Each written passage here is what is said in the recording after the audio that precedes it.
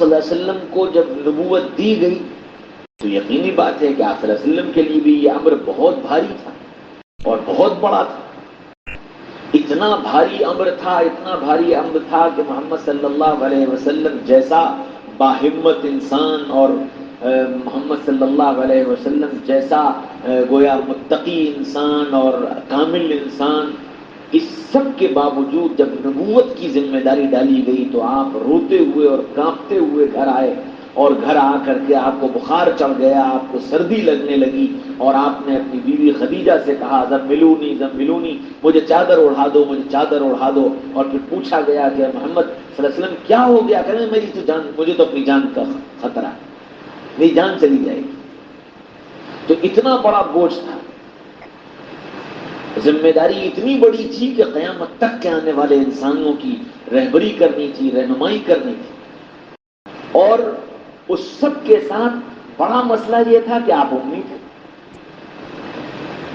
کچھ جانتے نہیں تھے، کچھ پڑھا لکھا نہیں تھا، کوئی چیز نہیں تھی، تو یہ اور بڑا بوجھ تھا.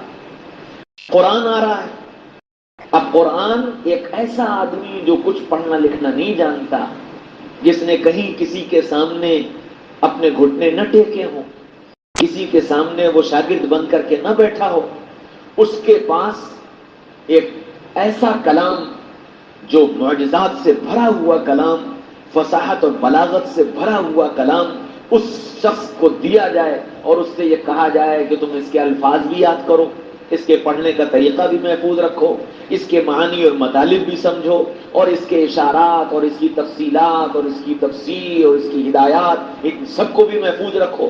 کتنا بڑا کام! پھر محفوظ ہی نہیں رکھو بلکہ اس کو پھر آگے منتقل کرو، اس کی دعوت دو، اس کو سمجھاؤ. یہ بہت بڑی ذمہ داری تھی. ایسے وقت میں جب آپ بالکل اکیلے ہیں، تنہا ہیں، کوئی ساتھ دینے والا نہیں، کوئی ساتھی نہیں ہے، آپ صلی اللہ علیہ وسلم کی بے چینی کا حال یہ ہے کہ قرآن یہ کہتا ہے وَوَضَعْنَا عَنْكَ وِزْرَكَ الَّذِي أَنْقَضَ ظَهْرَكَ، کہ یہ اتنا بڑا بوجھ تھا آپ پر کہ اس بوجھ نے گویا آپ کی کمر توڑ کر کے رکھ دی. اتنی بڑی ذمہ داری تھی نبوت کے اس بوجھ کو اٹھانا، قرآن پاک کی عظیم الشان دولت کو اپنے اندر محفوظ کرنا اور ان تعلیمات کو دنیا کے بسنے والے انسانوں تک منتقل کرنا. یہ کتنی بڑی ذمہ داری تھی کہ اس ذمہ داری کو اٹھانا یہ آپ کے لیے بہت بھاری ہو رہا تھا. اور جس طرح موسیٰ علیہ السلام بے چین تھے کہ میں اپنی ذمہ داری کو کیسے ادا کروں گا اور کیسے یہ کام پورا ہوگا، اسی طرح محمد رسول اللہ صلی اللہ علیہ وسلم بھی بے انتہا بے چین تھے اور بے انتہا گھبرائے ہوئے تھے. وہ گھبراہٹ آپ کی نظر آتی ہے اس جملے سے جب آپ نے گھر میں آ کر کے خدیجہ سے یہ کہا کہ مجھے چادر اڑا دو، اور آپ کانپ رہے ہیں، آپ کو بخار رہے ہیں، آپ کا جسم کانپ رہا ہے. وہ آپ کی گویا آپ کے بوجھ اور آپ کے اوپر اس کام کی عظمت کا بوجھ اتنا زیادہ تھا کہ آپ اس کو جھیل نہیں پا رہے. تو اللہ تعالیٰ نے خود سے کہا، اللہ کے نبی نے ابھی دعا نہیں کی ہے، اللہ نے خود کہا الم نشرح لک صدرک، اے محمد صلی اللہ علیہ وسلم ہم نے آپ کو شرح صدر عطا فرما دیا.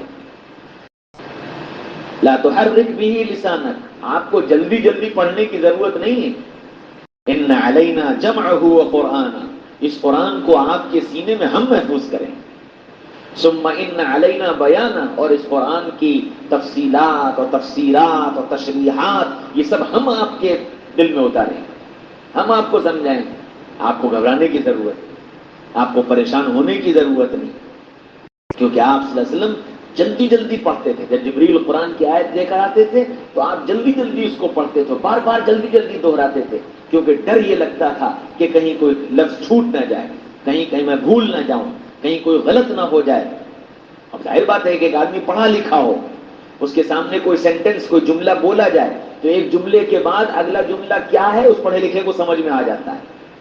لیکن جو آدمی پڑھا لکھا ہی نہ ہو، اس کو یہ بات سمجھنا کہ اس کے بعد اگلا جملہ کیا ہوگا اس کو بلے ہی نہیں پڑے گا. تو اس وجہ سے آپ صلی اللہ علیہ وسلم بے چین ہوتے تھے کہ یہ قرآن میرے پاس آ رہا ہے، اس قرآن کو محفوظ رکھنا، یاد رکھنا بڑا مشکل کام، اس لیے آپ جلدی جلدی اس کو کہتے تھے. تو اللہ تعالیٰ نے پھر آپ کے بغیر کہے آپ کو اطمینان دلایا، لا تحرک بہ لسانک، اے محمد صلی اللہ علیہ وسلم آپ اپنی زبان کو جلدی جلدی حرکت مت دیا کریے، جلدی جلدی مت پڑھا کریے، گھبرایا مت کریے، ان علینا جمعہ وقرآنہ، اس قرآن کو آپ کے سینے میں ہم محفوظ کریں، اور پھر اس کے بعد اس قرآن کی تفصیلات و تشریحات و تفسیرات، یہ ساری چیزیں ثم ان علینا بیانہ، ہم ہی یا آپ کے سینے میں اس کی تفصیلات کو بھی کھول دیں کہ قرآن اس وقت کیا چاہ رہا ہے، قرآن کیا کہہ رہا ہے، اس وقت کی کیا ہدایت ہے، اس کام میں قرآن کی رہنمائی کہاں ہے، اس قرآن میں قرآن کی رہبری کیا ہے، وہ سب اللہ نے اپنے ذمہ وعدہ لیا، اور پھر آگے قیامت تک کے لیے کہہ دیا کہ محمد صلی اللہ علیہ وسلم چونکہ یہ کام آپ کا ہے، چونکہ یہ کتاب آپ پر نازل ہوئی ہے، چونکہ یہ ذمہ داری آپ کو دی گئی ہے، تو اب آپ کو ہر وقت اس بات کا ڈر لگا رہے گا کہیں کوئی میری اس امانت کو ضائع نہ کر دے، کہیں کوئی اسے برباد نہ کر دے۔ جیسے ایک آدمی جب کسی چیز کا مالک ہوتا ہے، کسی کوئی فیکٹری چلا رہا ہو، کوئی کاروبار کر رہا ہو، تو اس کو ہر وقت اس بات کی فکر رہتی کہ میرے بعد اسے کون سنبھالے، اور اگر خدا نخواستہ اس کی اولاد بے راہ ہو جائے اور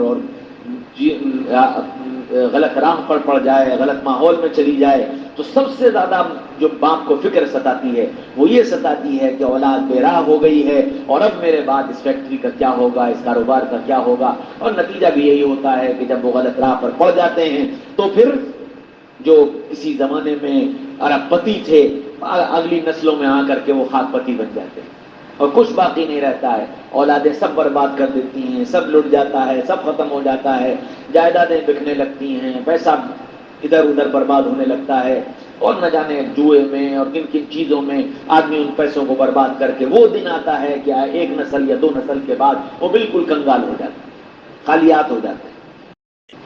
اور یہی حال دین کا بھی ہے کہ قرآن میں اللہ تعالیٰ نے فرمایا فَخَلَفَهُم مِّن بَعْدِهِمْ خَلْفٌ أَضَاعُوا الصَّلَاةَ وَاتَّبَعُوا الشَّهَوَاتِ فَسَوْفَ يَلْقَوْنَ غَيًّا، کہ ایک بعض خاندان اور بعض لوگ ایسے ہوتے ہیں کہ وہ بہت نیک ہوتے ہیں اور بڑے دیندار ہوتے ہیں اور بڑے متقی ہوتے ہیں اور بہت پاکیزہ اور بہت اچھی ان کی زندگی ہوتی ہے، لیکن اس کے بعد ان کی اولادیں اور پھر ان کی اولادیں، گویا 2 نسل کے اندر ایک ایسا انقلاب آتا ہے کہ پھر وہ بڑے نیک اور بزرگ خاندانوں کی اولادیں نمازوں کو ضائع کرنے والی بن جاتی ہیں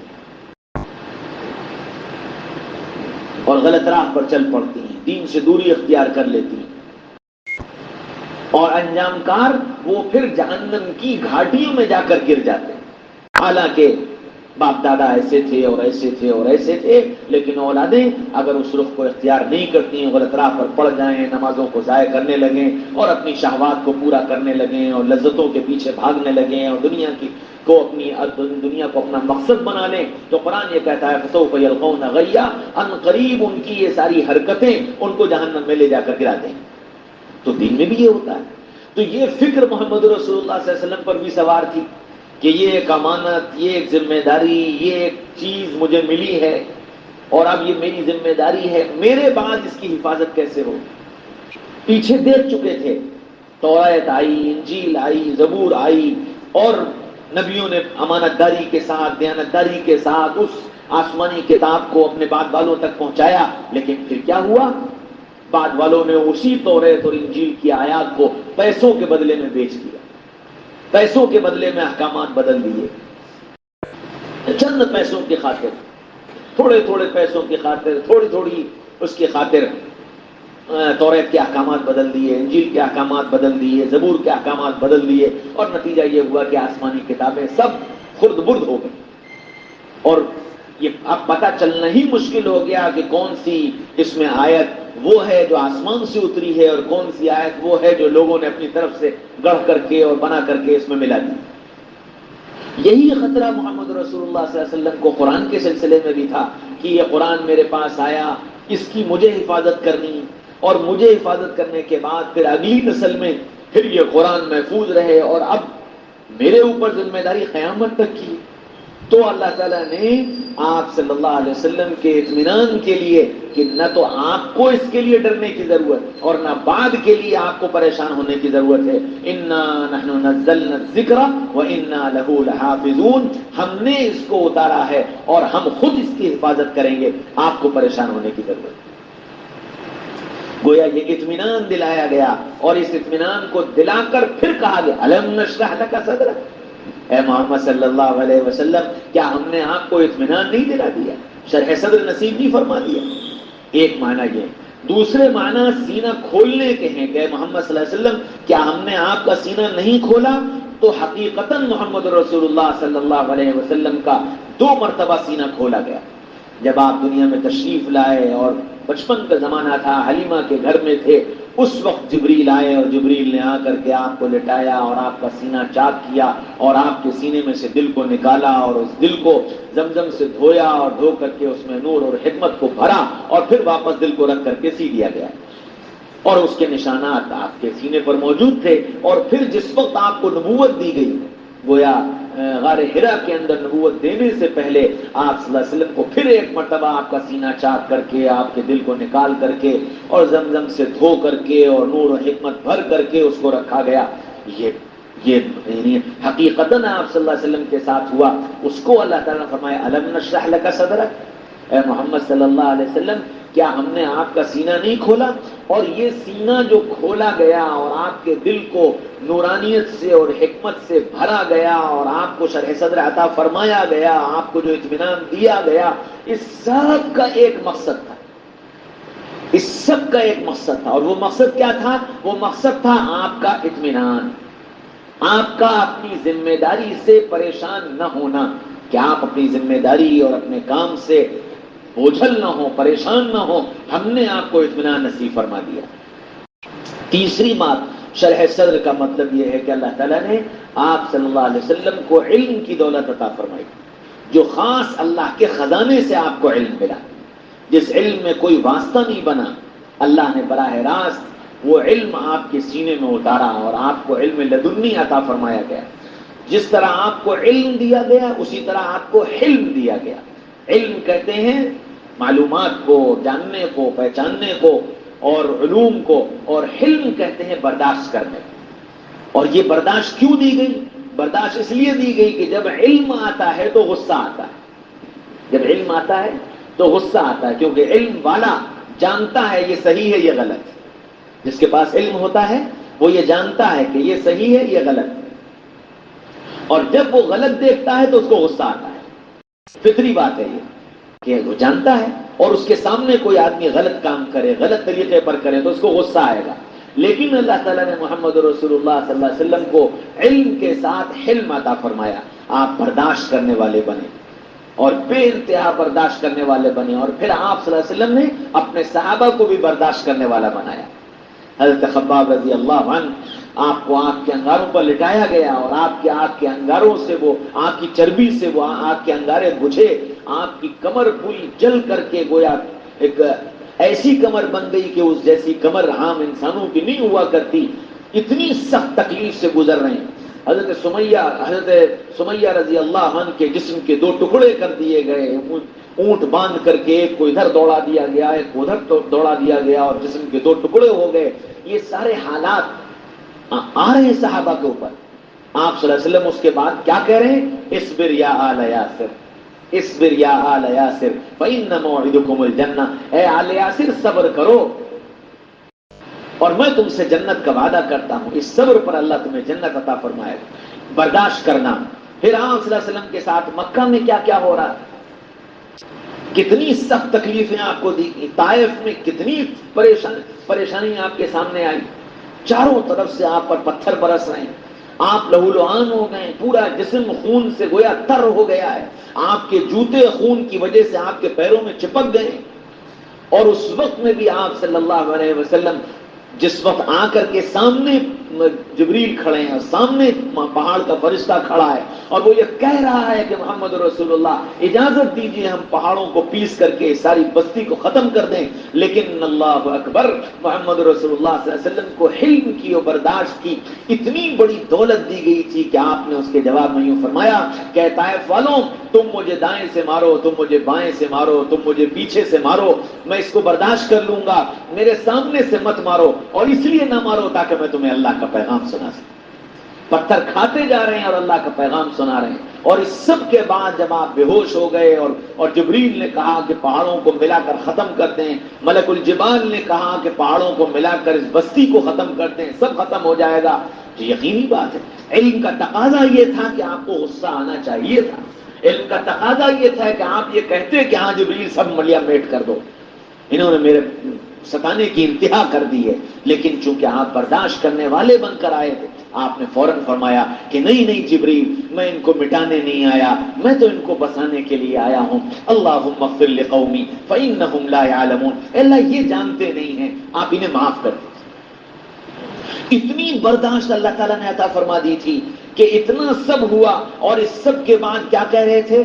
اللہم اشکو الیک ضعف قوتی وقلت حیلتی وہوانی علی الناس، اے اللہ میں اپنی کمزوری کی شکایت کرتا ہوں، میں کمزور ہوں، میں کیا کروں، میں ان کو آپ کی بات سمجھا نہیں پایا، یہ میری کمزوری ہے، یہ اگر نہیں مان رہے ہیں، یا انہوں نے پتھر برسائے ہیں، یا یہ گالیاں دے رہے ہیں، یا یہ دھکے دے رہے ہیں، یا یہ مجھے ٹھہرنے نہیں دے رہے ہیں، اللہ ان کی غلطی نہیں، غلطی میری ہے کہ میں ان کو سمجھا نہیں پایا۔ تو اتنی زبردست حلم کی دولت، برداشت کرنے کی دولت اللہ تعالیٰ نے محمد رسول اللہ صلی اللہ علیہ وسلم کو عطا فرمائی۔ فرمایا الم نشرح لک صدرک، اے محمد صلی اللہ علیہ وسلم، کیا ہم نے آپ کے سینے کو علم سے اور حلم سے بھر نہیں دیا؟ اللہ تعالیٰ نے کتنا علم عطا فرمایا۔ محمد رسول اللہ صلی اللہ علیہ وسلم جو امی بن کر کے آئے تھے، لیکن اس کے بعد جب اللہ تعالیٰ نے علوم آپ کو دینا شروع کیے تو کتنا علم دیا کہ اگلوں کا بھی علم، پچھلوں کا بھی علم، جانوروں کا بھی علم، پہاڑوں کا بھی علم، درختوں کا بھی علم، صحرا کا بھی علم، جانوروں کا بھی علم، سب کا علم اللہ نے عطا فرما دیا، اور آپ سب بیان کرتے چلے جا رہے ہیں۔ پچھلے زمانے میں آدم کے ساتھ کیا ہوا، اور نوح کے ساتھ کیا ہوا، اور لوط کے ساتھ کیا ہوا، اور ہود کے ساتھ کیا ہوا، اور صالح کے ساتھ کیا ہوا، اور ان کی قوم نے کیا کیا، اور ان کو معجزات کون سے ملے، وہ سب بیان کیا، پچھلے ساری چیزیں بیان، قوموں کے اوپر عذابات کیسے آئے اور کن وجہوں سے آئے، کیا کیا ہوا، سب کچھ بتایا۔ اگلا علم دیا کہ آگے کیا کیا ہوگا، دجال آئے گا اور فتنے آئیں گے اور آگ برسے گی اور پتھر برسیں گے اور زمین تہس نہس کر دی جائے گی اور مسجدیں اٹھا لی جائیں گی اور سود عام ہو جائے گا اور شراب عام ہو جائے گی اور زنا عام ہو جائے گا، اور جتنی چیزیں ہو سکتی تھی وہ آپ صلی اللہ علیہ وسلم نے سب بیان کر دی۔ تو اگلا علم بھی آپ کو عطا فرما دیا گیا۔ پھر جانوروں کا علم، پرندوں کا علم، درختوں کا علم، ان کی زبانوں کا علم، سب آپ کو عطا فرمایا۔ اتنا علم آپ کو دے کر کے پھر آپ کو اللہ تعالیٰ نے فرمایا الم نشرح لک صدرک، اے محمد صلی اللہ علیہ وسلم، کیا علم کے خزانوں سے ہم نے آپ کے سینے کو بھر نہیں دیا؟ وہ علم جو آپ کو اطمینان عطا فرما دے، وہ علم جو آپ کو اعتماد عطا فرما دے، وہ علم جو آپ کو اپنی بات کہنے کی پوری آزادی دے دے، وہ زبان، وہ فصاحت، وہ بلاغت جو ساری دنیا کے لیے ایک طرۂ امتیاز سمجھی جایا کرتی تھی، محمد رسول اللہ صلی اللہ علیہ وسلم کی زبان پر اللہ نے وہ فصاحت جاری فرما دی، وہ بلاغت جاری فرما دی، زبان کے نکلے ہوئے ایک الفاظ ایسے بن گئے کہ ان الفاظ کے اندر پوری کی پوری تعلیمات چھپی ہوئی۔ تو آپ صلی اللہ علیہ وسلم نے ہر موقع پر چھوٹی چھوٹی سنتیں بتائیں، لیکن ان سنتوں کے پیچھے جن محققین نے، علماء نے، محدثین نے اور ریسرچ اسکالرز نے، سائنسدانوں نے جب ان چھوٹے چھوٹے جملوں پر تحقیق کی اور ان پر محنت کی تو پتہ یہ چلا کہ ایک ایک جملہ اپنے اندر علم کے خزانے لیے ہوئے، اور بڑی بڑی معلومات اور بڑی بڑی صحت کے لیے نافع بخش اور زندگی کے لیے نافع بخش باتیں ان چھوٹی چھوٹی چیزوں کے اندر چھپی ہوئی۔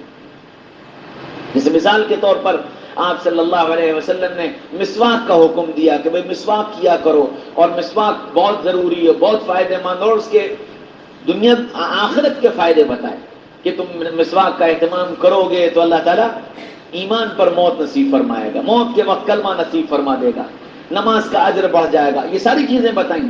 لیکن اب اسی مسواک کے پیچھے کہ دنیاوی کتنے منافع چھپے ہوئے ہیں. آج سائنسداں پہنچے ہیں تحقیق کرتے کرتے کرتے کرتے اس بات پر کہ ہارٹ کی بیماری جو شروع ہوتی ہے وہ سب سے پہلے دانتوں سے شروع ہوتی ہے، سب سے پہلے دانتوں سے شروع ہوتی ہے. اب سوچو کہ محمد رسول اللہ صلی اللہ علیہ وسلم دن میں 5 مرتبہ مسواک کرنے کا حکم دے رہے ہیں، بلکہ یہاں تک کہ فرمایا کہ نماز کے لیے کھڑے ہونے لگو تو مسواک کر لو. تو اب سمجھ میں آیا کہ یہ ایک مسواک کا جملہ بول کر کتنی حکمتیں اور کتنا علم اس کے پیچھے چھپا ہوا. پانی بیٹھ کر پیو، ایک نارمل سی بات بتائی گئی، لیکن اس پانی بیٹھ کے پینے میں کتنے منافع ہیں، جسمانی اعتبار سے اور صحت کے اعتبار سے کتنے منافع ہیں. یہ سائنسداں آج پہنچ رہے ہیں وہاں تک جہاں محمد رسول اللہ صلی اللہ علیہ وسلم 1400 سال پہلے بتا کر کے چلے گئے. کھانا کھانے سے پہلے ہاتھ دھو لو، ایک نارمل سی بات ہے، لیکن اس ہاتھ دھونے کے فائدے کیا ہیں اور نہ دھونے کے نقصانات کیا ہیں، ساری دنیا اس پر ریسرچ کر رہی ہے. اور ریسرچ کرتے کرتے اتنی اہمیت دی کہ باقاعدہ سال میں ایک دن ہینڈ واش ڈے کے نام سے منایا جانے لگا، اور اسکولوں میں اور سیمینارز میں اس کے فوائد بتائے جانے لگے کہ ہاتھ دھونے کا فائدہ. تو نبی پاک صلی اللہ علیہ وسلم کو اللہ تعالیٰ نے وہ علم عطا فرمایا تھا کہ آپ کی زبان سے نکلے ہوئے ایک ایک جملہ اپنے اندر علم کے خزانے رکھتا ہے. تو اس سب کو دے کر کے پھر اللہ نے کہا الم نشرح لک صدرک، اے محمد صلی اللہ علیہ وسلم کیا ہم نے آپ کے سینے کو علوم سے، سکون سے، اطمینان سے اور شرح صدر سے میں نے بھر نہیں دیا؟ آپ کو علم عطا فرمایا، آپ کو علم عطا فرمایا. اور یہ سب موسیٰ علیہ السلام کو مانگ کر ملا تھا اور محمد رسول اللہ صلی اللہ علیہ وسلم کو بغیر مانگے دیا گیا. اور یہ فضیلت تھی محمد رسول اللہ صلی اللہ علیہ وسلم کی کہ آپ صلی اللہ علیہ وسلم کو اللہ تعالیٰ نے بن مانگے عطا فرمایا. پھر فرمایا وَوَضَعْنَا عَنْكَ وِزْرَكَ، اور اے محمد صلی اللہ علیہ وسلم آپ پر جو بوجھ تھا کہ اس امانت کو ہم کیسے ادا کریں گے، یہ ذمہ داری کیسے پوری ہوگی، اس کام کو کیسے لوگ قبول کریں گے، لوگ میری دعوت پر کیسے لبیک کہیں گے، لوگ کیسے بت پرستی کو چھوڑ کر وحدانیت کی طرف آئیں گے، اللہ کی اطاعت کی طرف آئیں گے. یہ بہت بڑا مسئلہ تھا جہاں کوئی سننے کو تیار نہ ہو، جہاں 360 کی پوجا کی جا رہی ہے، ان 360 کے مقابلے میں ایک اللہ کی دعوت دینا اور اس میں تنے تنہا اکیلا ایک آدمی کھڑے ہو کر کے آواز لگا رہا ہو، کون ساتھ دے گا، کون کرے گا اس کام کو، میں اکیلے کہاں تک انجام دوں گا، کیسے کروں گا. وَوَضَعْنَا عَنْكَ وِزْرَكَ، اے محمد صلی اللہ علیہ وسلم ہم نے آپ کے اس بوجھ کو اتار دیا. کس طرح اتارا؟ دو راستے اختیار کیے گئے. نمبر 1، آپ کو وہ علم دیا گیا، آپ کو وہ حلم دیا گیا، آپ کو وہ معجزات دیے گئے، آپ کو وہ صفات دی گئیں جن صفات کو دیکھ کر اور جس علم کو دیکھ کر اور جن معجزات کو دیکھ کر دنیا کے لوگوں کو وہ بات سمجھ میں آنے لگی، اس کی حقانیت سمجھ میں آنے لگی. اور دوسرا کام ہم نے آپ کے اس بوجھ کو ہلکا اس طرح کیا کہ ہم نے آپ کو ایک ایسی جماعت عطا فرمائی کہ اس جیسی جماعت نہ پہلے کسی کو ملی اور نہ آئندہ کسی کو ملے. ایسی جماعت صحابہ کی اللہ تعالیٰ نے عطا فرمائی جو محمد رسول اللہ صلی اللہ علیہ وسلم کے اشاروں پر اپنے آپ کو قربان کرنے والی تھی. جہاں نرما دیا نرما گئے وہ، جہاں گرما دیا گرما گئے وہ، جہاں جو کہہ دیا گیا، جس سے جو کہہ دیا گیا وہ اپنا اس پر سب کچھ قربان کرنے کے لیے تیار ہو گیا. ایسی بہترین اور عمدہ جماعت جس کو اللہ تعالیٰ نے گویا محمد رسول اللہ صلی اللہ علیہ وسلم کی صحبت کے لیے منتخب کیا تھا، وہ جماعت اللہ نے عطا فرما کر اور کام ان کو ساتھ لے کر جب اللہ کے نبی صلی اللہ علیہ وسلم نے کیا تو گویا ایک وہ بوجھ تھا ذمہ داری کا، اس بوجھ کا وزن گویا آپ پر کم ہو گیا. اور یہ کوئی معمولی بوجھ نہیں تھا. قرآن کہتا ہے الذی انقض ظہرک، اس بوجھ نے آپ کی کمر توڑ دی تھی. آپ حیران تھے، پریشان تھے، یہ کیسے ہوگا، اللہ کی وحدانیت کیسے دنیا میں عام ہوگی، میں اپنی رسالت کی ذمہ داری کو کیسے پوری طرح ادا کر پاؤں گا، ایک اکیلی جان ہوں، کہاں جاؤں گا، کیا کروں گا، کیسے کروں گا، کوئی سننے والا نہیں، کوئی ساتھ دینے والا نہیں. یہ جو فکر تھی، اس فکر نے آپ کو بالکل توڑ رکھا تھا.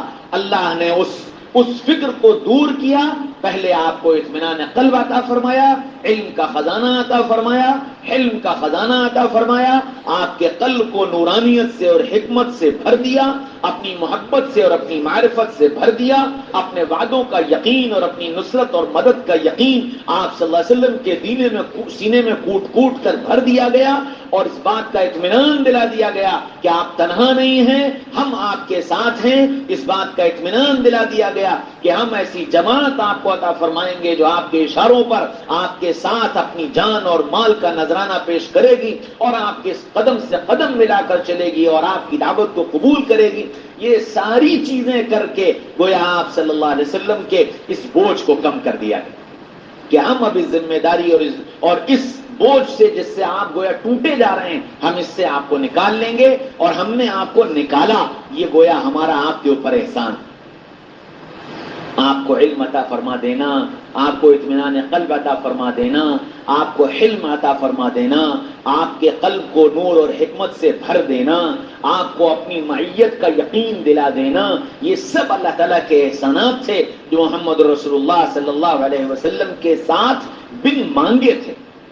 اور پھر صحابہ کی وہ جماعت اللہ تعالیٰ نے آپ کو عطا فرمائی جن کے لیے آپ نے مانگا تو ملا، اور کتنے ایسے تھے جو بن مانگے ملتے چلے گئے۔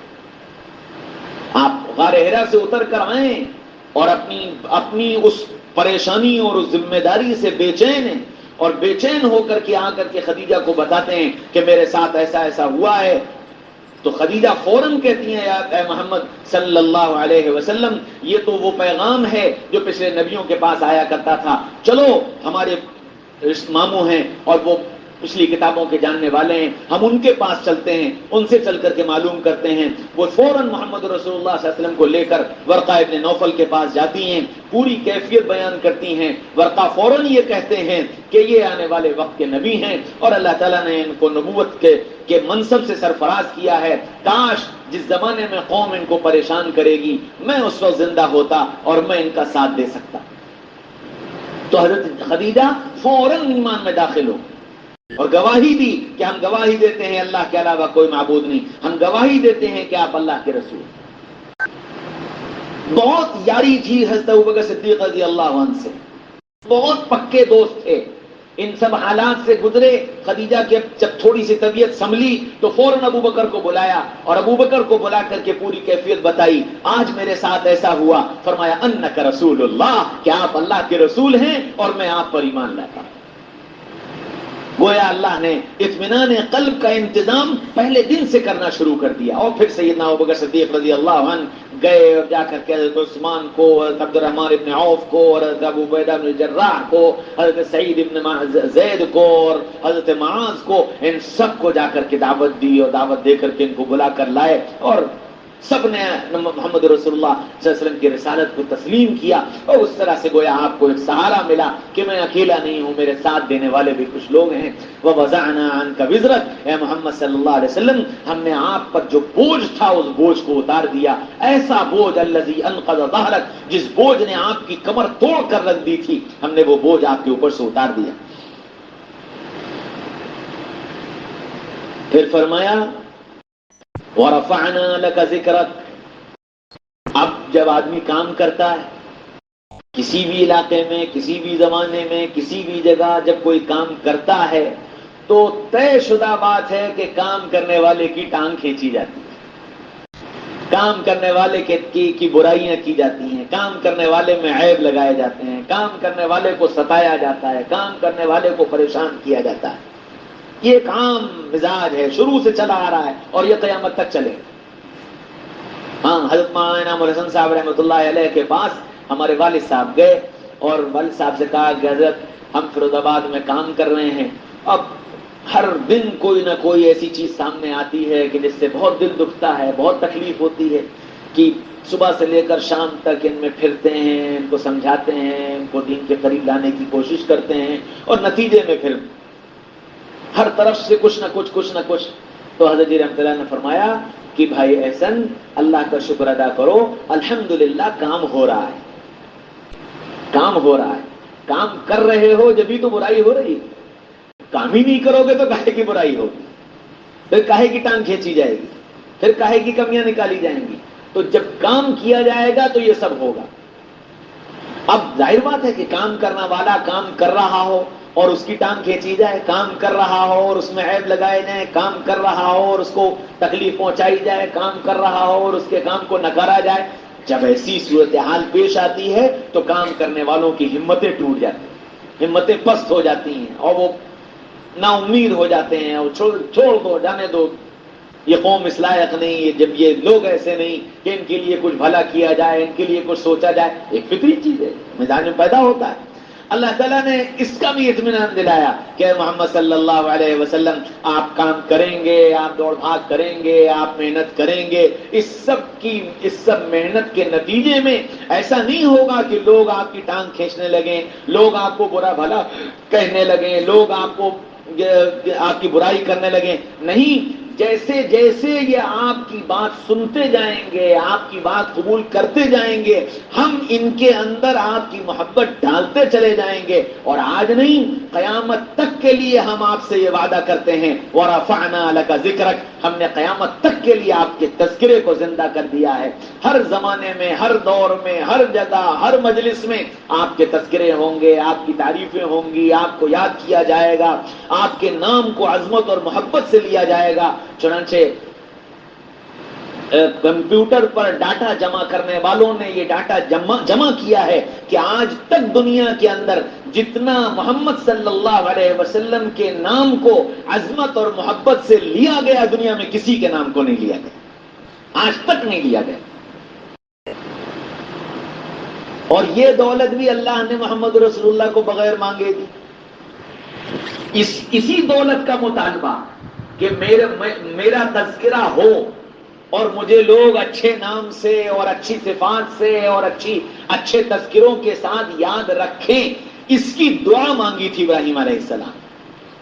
ابراہیم علیہ السلام جب بیت اللہ کی تعمیر کر چکے اور اسماعیل کی قربانی دے چکے اور آگ میں کے اس مرحلے سے گزر چکے، اس سب کے بعد ابراہیم علیہ السلام نے دعا مانگی، رب واجعل لی لسان صدق فی الآخرین، اے اللہ آپ میرے تذکرے کو بعد والوں میں زندہ کر دیجئے.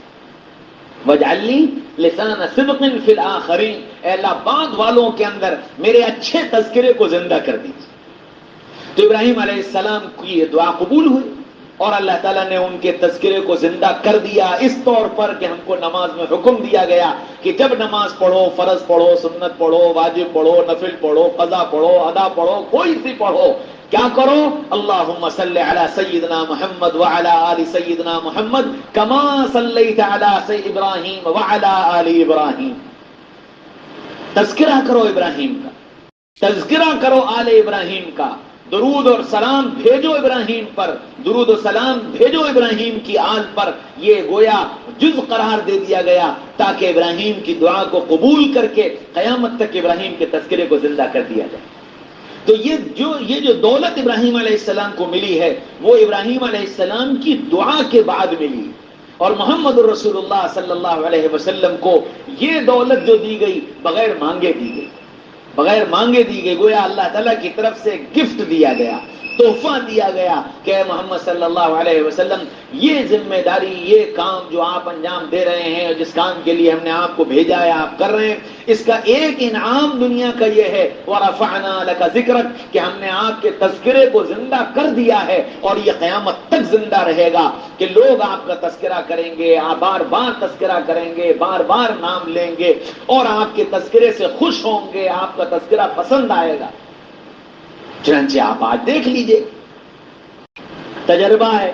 میں تو ہندوستان بھر میں پھرتا ہوں، جاتا ہوں، جہاں جاتا ہوں وہاں مجھ سے مطالبہ یہ ہوتا ہے کہ سیرت پہ بیان کر دو، سیرت پہ بیان کر دو، سیرت پہ بیان کر دو. ایک عام آدمی وہ بھی کہتا ہے سیرت پہ بیان کر دو، ایک علم والا بھی کہتا ہے سیرت پہ بیان کر دو، ایک انگریزی تعلیم یافتہ بھی کہتا ہے کہ سیرت پہ بیان کر دو، ایک قرآن اور حدیث کا علم رکھنے والا وہ بھی کہتا ہے سیرت پہ بیان کر دو. تو کتنا سیرت کو اللہ تعالیٰ نے قبولیت دے دی.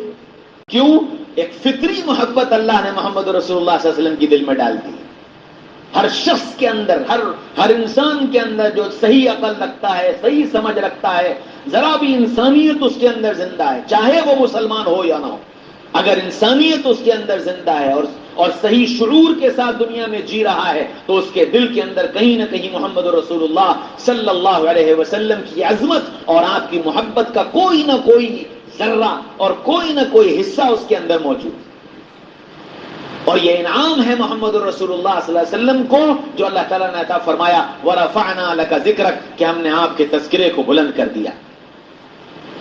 پھر فرمایا فَإِنَّ مَعَ الْعُسْرِ يُسْرًا إِنَّ مَعَ الْعُسْرِ يُسْرًا، اے محمد صلی اللہ علیہ وسلم دستور یہ ہے کہ جب تنگی اور پریشانی آئی سمجھ لو کہ یہ اس بات کا سگنل ہے کہ اب آگے آسانی آنے والی ہے۔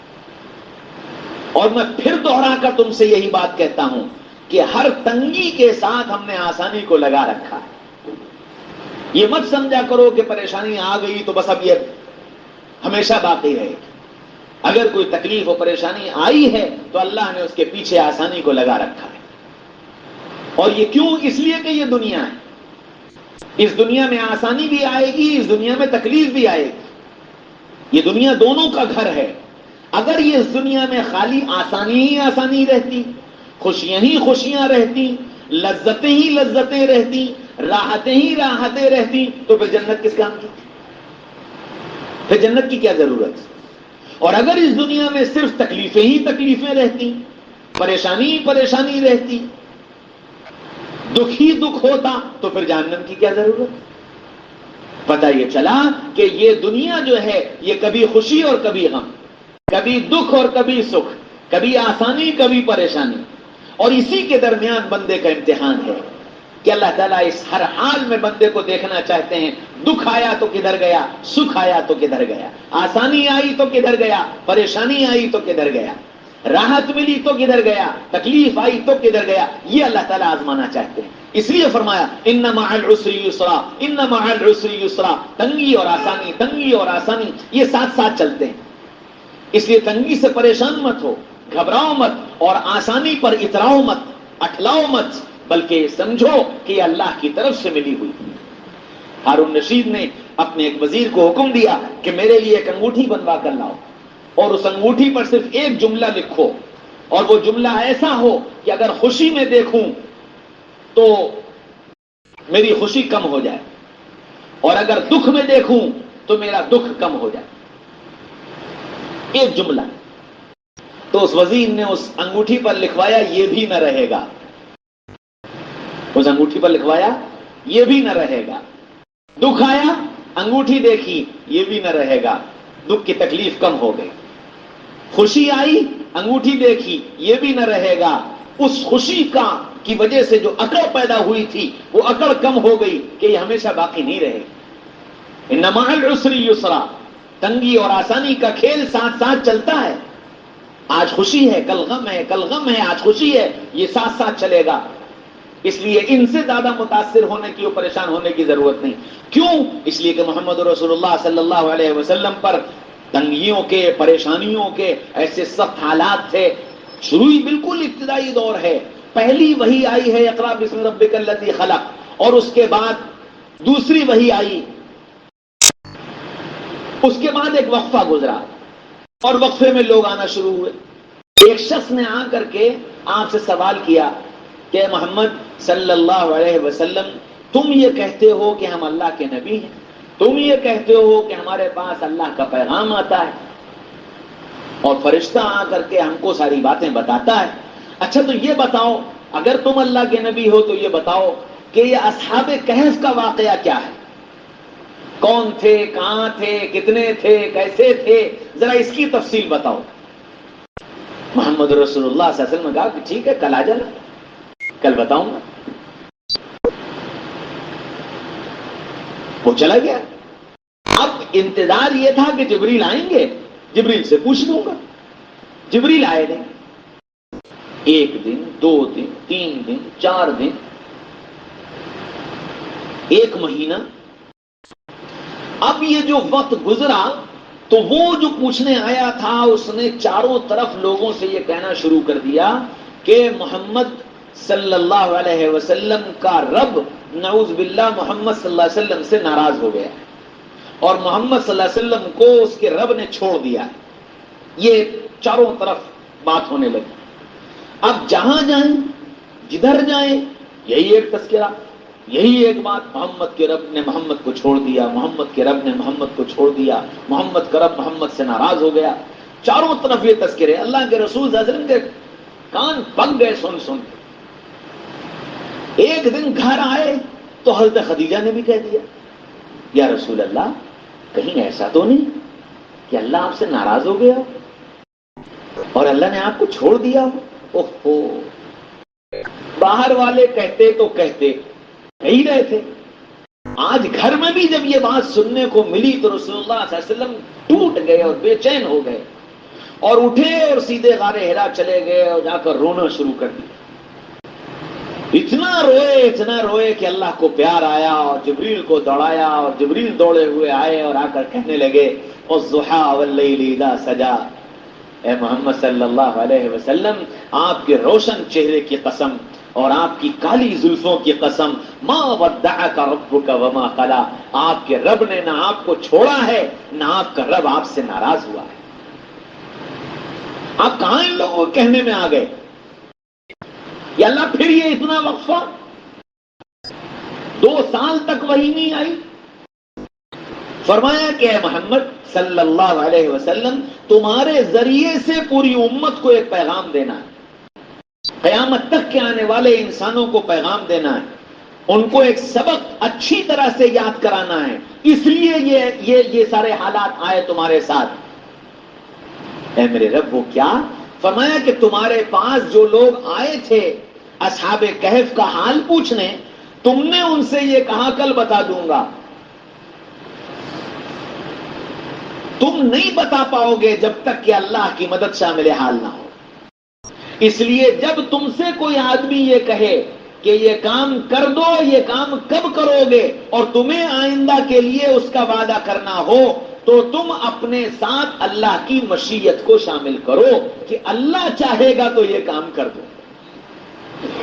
قرآن میں اللہ نے آیت اتاری وَلَا تَقُولَنَّ لِشَيْءٍ إِنِّي فَاعِلٌ ذَلِكَ غَدًا إِلَّا أَن يَشَاءَ اللَّهُ. اے محمد صلی اللہ علیہ وسلم اور اے محمد صلی اللہ علیہ وسلم کے ماننے والوں, جب کسی کام کے لیے تم یہ کہو کہ میں کل کروں گا تو اس میں انشاءاللہ لگا لیا کرو. آپ نے ان سے یہ تو کہا کل بتاؤں گا, کل تو آپ جب بتاتے جب میرا ارادہ ہوتا, میری مشیت ہوتی. آپ نے میری مشیت شامل نہیں کی تھی, حالانکہ آپ یہ جانتے تھے, حالانکہ آپ کو یہ یقین تھا کہ اللہ بتائیں گے تب بتاؤں گا. آپ نے زبان سے نہیں کہا تھا, وحی کو روک کر پوری امت کو بتانا تھا کہ یہ کتنی اہم بات ہے, کتنی ضروری بات ہے کہ تم اپنے علم پر اور تم اپنے ارادے پر اور اپنی سوچ پر, اپنی طاقت پر, اپنے پیسے پر, اپنی چیزوں پر اعتماد مت کرو, بلکہ اعتماد اللہ کی ذات پر کرو. اعتماد اللہ کی ذات پر کرو. تمہارے پیسے سے کچھ نہیں ہوگا, تمہاری طاقت سے کچھ نہیں ہوگا, تمہاری صلاحیت سے کچھ نہیں ہوگا, تمہارے علم سے کچھ نہیں ہوگا, ہوگا وہ جو اللہ چاہیں گے, ہوگا وہ جو اللہ چاہیں گے. یہ بات پوری امت کو سمجھانی تھی, کیونکہ امت میں ہر طرح کے لوگ آئیں گے. کوئی علم کے گھمنڈ میں ہوگا, کوئی مال کے گھمنڈ میں ہوگا, کوئی طاقت کے گھمنڈ میں ہوگا, کوئی صلاحیت کے گھمنڈ میں ہوگا, کوئی حکومت کے گھمنڈ میں ہوگا, کوئی کرسی کے گھمنڈ میں ہوگا, اور کوئی خاندان کے گھمنڈ میں ہوگا, کوئی کنبے اور برادری کے گھمنڈ میں ہوگا. اور اس گھمنڈ میں آ کر کے لوگ بڑے بڑے بول بولیں گے. ان کو روکنا مقصود تھا, ان کو سمجھانا مقصود تھا کہ کبھی اپنی ان چیزوں پر گھمنڈ کر کے کسی بات کو مت کہنا. جب کوئی وعدہ کرنا اللہ کی مشیت کو شامل کر کے کرنا. اللہ چاہے گا تو ایسا ہو جائے گا, میرے بس کی بات نہیں. نہ میرے مال میں یہ طاقت, نہ میرے علم میں یہ طاقت, نہ میری صلاحیت میں یہ طاقت, نہ میرے خاندان میں یہ طاقت, نہ میری کرسی میں یہ طاقت. اللہ چاہیں گے تو ہو جائے گا. یہ بات سمجھانے کے لیے اللہ نے اتنے بڑے حال سے آپ کو گزارا. اب محمد رسول اللہ صلی اللہ علیہ وسلم پر حالات, اور اس کے بعد پھر جو حالات کا ایک تانتا بندھا ہے کہ فاقوں پر مجبور کر دیا گیا, پیٹ پر پتھر باندھنے پڑے, راستے میں کانٹے بچھائے گئے, آپ کو پتھر مارے گئے, آپ کو دیوانہ کہا گیا, مجنوں کہا گیا, آپ کی بیٹی کو شہید کر دیا گیا, آپ کو مکہ چھوڑنے پر مجبور کر دیا گیا, وطن چھوڑنا پڑا, بیت اللہ چھوڑنا پڑا. کیا گنتی ہے جو مصائب آپ پر آئے تھے. ان سارے مصائب کی وجہ سے آپ کی ہمت ٹوٹ نہ جائے اس لیے بار بار دہرا کر کہا ان مع العسر یسرا فان مع العسر یسرا. اے محمد صلی اللہ علیہ وسلم اور اے ان کے ماننے والوں، تکلیفوں اور پریشانیوں سے گھبراؤ مت، نا امید مت ہو، مایوس مت ہو، ہمتیں مت توڑو. اللہ اگر تکلیف آئی ہے تو اس کے ساتھ آسانی لگی ہے، اللہ آسانی کے راستے کھول دے.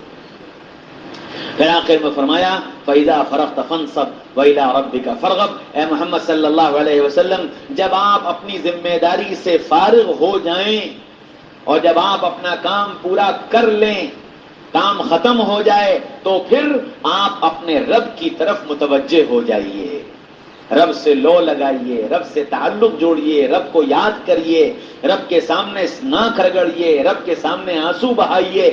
یہ گویا مطالبہ صرف محمد رسول اللہ سے نہیں، پوری امت سے ہے کہ اور اس میں ہم اور توسع دے دیں اور وسعت اس میں دے دی جائے. تو ہم کو اللہ تعالیٰ نے گویا اس کی دعوت دی ہے کہ تم دن بھر جن کاموں میں لگے رہتے ہو، چاہے وہ دین کے ہوں یا دنیا کے، تم دن بھر جن کاموں میں لگے رہتے ہو چاہے وہ دین کے ہوں یا دنیا کے، جب شام کو تم ان سب کاموں سے فارغ ہو جاؤ اور تم اپنے گھر واپس لوٹ آؤ اور اپنے آرام کے بستر کی طرف پہنچ جاؤ، تو قرآن کیا کہتا ہے اِلیٰ رَبِّکَ فَارْغَب. اس وقت تم اپنے رب کو یاد کر. گویا دعوت دی گئی تہجد کی، دعوت دی گئی اللہ کے سامنے آہوازاری کی، دعوت دی گئی اللہ کو یاد کرنے کی. سب کو دعوت دی گئی کہ تم میں سے ہر ایک کی یہ ذمہ داری ہے. ٹھیک ہے تم دن میں اپنے کاموں میں مصروف رہتے ہو، چاہے وہ دنیا کے ہوں یا دین کے ہوں، بہت سارے کاموں میں لگے ہو، بھاگ دوڑ میں لگے ہو، موقع نہیں ملا، فرصت نہیں ملی. لیکن اب جب شام کو اور رات کو تم اپنے گھر واپس آئے ہو، تم کو دن بھر کے کاموں سے فرصت مل گئی، سکون مل گیا، تو یہ فرصت اور آرام کا وقت جو ہے اس کو موبائل کی اور ٹی وی کی نظر مت کرو. وَإِلَىٰ رَبِّكَ فَارْغَب. بلکہ اپنے اس وقت کو اللہ کی یاد میں لگاؤ. سوچو کہ آج دن بھر میں اللہ تعالیٰ نے میرے اوپر کتنے احسانات تھے. آج دن بھر میں اللہ نے مجھ کو کتنی نعمتیں عطا فرمائی. آج دن بھر میں اللہ نے کیسے کیسے میرے کام بنائے. ان سب کو سوچتے جاؤ اور اللہ کا شکر ادا کرتے جاؤ، اللہ کو یاد کرتے جاؤ. کتنی آج دن بھر میں مجھ سے غلطیاں ہو گئی، کتنے آج دن بھر میں مجھ سے گناہ ہو گئے، کتنی مرتبہ میں نے اللہ کے حکم کو توڑ دیا. سوچتے جاؤ اور اللہ سے معافی مانگتے جاؤ. اِلیٰ رَبِّکَ فَارْغَب کا مطلب یہ کہ اپنے رب کی طرف متوجہ ہو جاؤ. نیکی کے اعتبار سے بھی، برائی کے اعتبار سے بھی. برا ہو گیا معافی کے ساتھ اس کو یاد کرو، اچھا ہو گیا شکر کے ساتھ اس کو یاد کرو. یہ ایک صورت ہے جو ایک پیغام پوری گویا ہماری زندگی کے لیے ایک پیغام ہے، ایک سبق ہے. اللہ تعالیٰ نے اس صورت کے ذریعے سے ہم کو بہت ساری چیزیں سمجھانے کی کوشش کی. اس سب کے علاوہ اللہ تعالیٰ نے اس صورت مبارکہ کی بڑی خصوصیات رکھی. آج علماء نے لکھا ہے کہ یہ صورت انسان کی تمام تکلیفوں، تمام پریشانیوں کا حل ہے. ایک کتاب میں نے پڑھا کہ دل کے مریضوں کے لیے یہ صورت تریاق کا درجہ رکھتی ہے، کہ جو دل کے بیمار ہیں، دل کے مریض ہیں. ایک کتاب میں نے پڑھا جو نسوں کے بیمار ہیں، نسوں کی بیماریاں جن کو ہیں، تکلیفیں ہیں، ان کے لیے یہ صورت تریاق کا درجہ رکھتی ہے کہ اس کا اہتمام کیا جائے، اس کو بار بار پڑھا جائے، اس کو دم کر کے اس کا پانی پیا جائے. یہ ان ساری بیماریوں کے لیے، مسائل اور مشاکل سے الجھے ہوئے ہیں، مقدمات میں پھنسے ہوئے ہیں، پریشانیوں میں مبتلا ہیں، اس صورت کا اہتمام کیا جائے، بار بار اس کو پڑھا جائے. انشاءاللہ اس کی برکت سے اللہ تعالیٰ ان بند راستوں کو کھول دیں گے جو راستے نظر نہیں آ رہے، ان پریشانیوں سے اللہ تعالیٰ نکال لیں گے. اللہ تعالیٰ نے بڑی خوبیاں اس صورت کے اندر رکھی ہیں. اس کا اہتمام، ایک بزرگ کے بارے میں تو یہ لکھا ہے کہ وہ اکثر نماز میں اس صورت کا اہتمام کیا کرتے تھے. تو ان سے پوچھا گیا کہ آپ اس صورت کو اتنا زیادہ کیوں پڑھتے ہیں؟ فرمایا اللہ تعالیٰ نے اس میں اتنی خیر اور اتنی برکتیں اور اتنے مسائل کا حل اور اتنی پریشانیوں کا حل اس میں رکھا ہے کہ میری زندگی کی ہر وقت کی ضرورت ہے. یہ صورت ہر وقت کی ضرورت ہے. تو اس کا ہو سکے تو اس کا اہتمام کرنا چاہیے. کم سے کم درجے کی بات یہ ہے کہ 3 مرتبہ صبح پڑھ لے، 3 مرتبہ شام پڑھ لے. ان ساری چیزوں کی نیت کر کے، اپنی بیماریوں کی، اپنے مسائل کی، اپنی پریشانیوں کی، ان سب کی نیت کر کے اس صورت کا اہتمام کر لیا جائے تو انشاءاللہ اس کی خیر اور برکت حاصل ہوگی. اللہ مجھے بھی اور آپ کو بھی عمل کی توفیق نصیب فرمائے.